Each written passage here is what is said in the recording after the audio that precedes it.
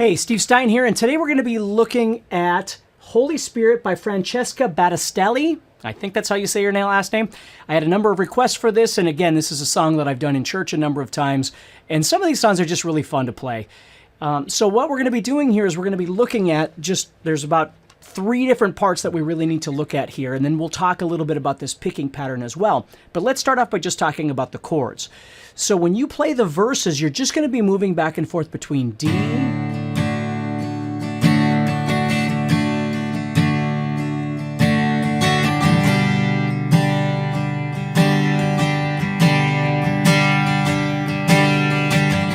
and if you'd like to play them a little differently, when I do the picking pattern, I play D like this, and then when I do G, I do it like this, where I take that middle finger off and I put it up here on the 3rd fret of the 6th string, which is kind of a nice sounding G chord, but it might be hard for you and it might not sound quite right. So I just want you to understand that when you're learning songs, the most important thing is that you're enjoying yourself and you're playing it in a way that makes sense to you, so it's not just another chore. You know what I mean?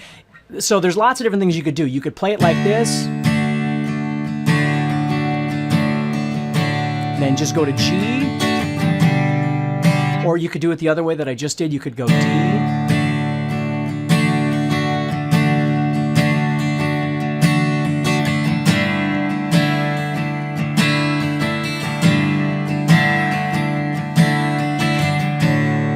okay.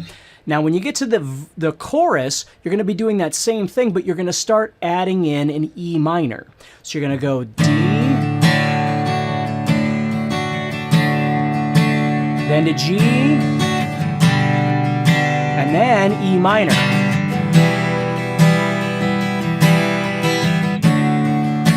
Now, again, there's all kinds of different things you can do. You could start off by just playing the D and the G and the E minor any way that you know it.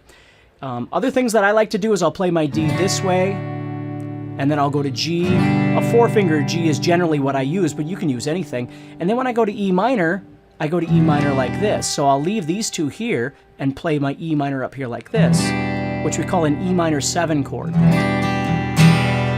It's not necessary, it's just sometimes I like to play it that way. I think it sounds kind of interesting.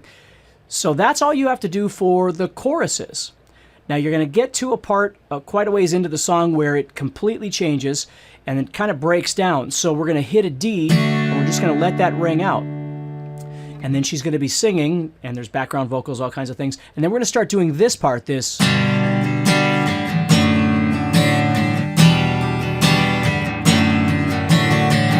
And basically what's happening here is you're going from a G to a D.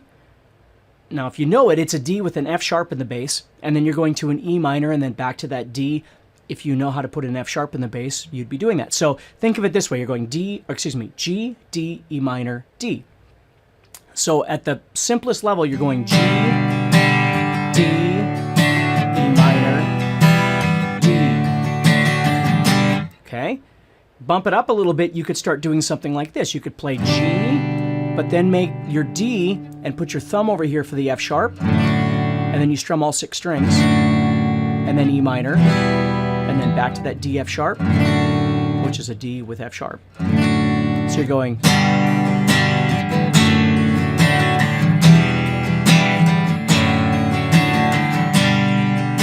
Now again, you're going to notice when I play this, I have a tendency of playing D this way, or excuse me, G, sorry, and then D with F sharp. And then when I go to the E minor, instead of shifting all the way up, I just do what I showed you earlier, and I stay on the G down here, and then add that E minor up on top like that. Okay, so that's how I do it. It doesn't mean that it's right, it's just I kind of enjoy playing it that way. So I'm going.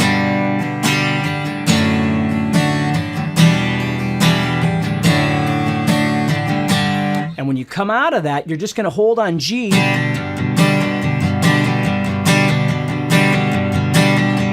Then you're going to start all over.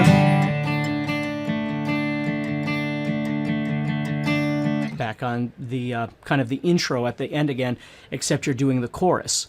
So you're going to be doing the D, G, E minor stuff. So it's, I should explain that a little bit better. So when you come out of that break, you're going back into a chorus, but it's doing a picking pattern like the intro. Okay?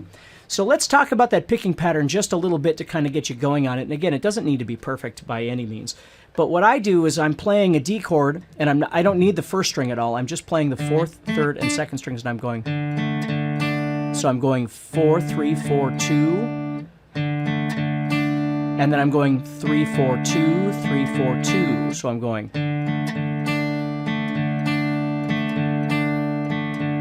Okay, so like this.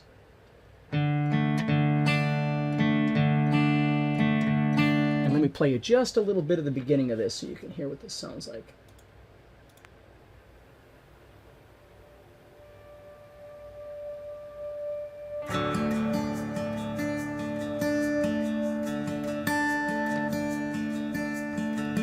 Okay, and it changes here and there as you're playing it, but you're going.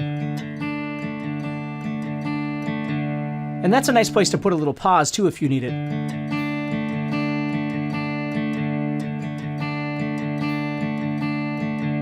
And then what you can do is you can take your middle finger, go up to that G like we talked about, and continue doing the pattern, but start with this instead.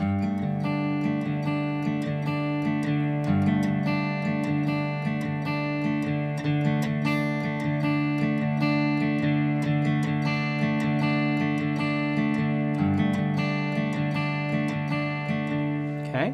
And again, it's not something that you have to have in the song, but it does sound kind of neat and it's kind of fun to play. So what I like to do is if I'm doing an acoustic version of this, I'll start off doing that, and then when the song kicks in a little bit after the first verse, then I'll just go into a strumming thing, and then I usually come out to that picking pattern at the very end as well. So hopefully that helps you a little bit on understanding a couple of different approaches that you can take to playing this song. So stay positive, keep practicing, and I'll talk to you soon. Hey, Steve Stine here. Thank you so much for watching this video. If you enjoyed it, please do me a favor and like it and share it. And also, make sure that you subscribe to this channel so you're always notified when I release new videos. And lastly, if you have any song requests, please look in the description. There's a link that you can click on and request a song, and I'll do my best to get to it as soon as possible.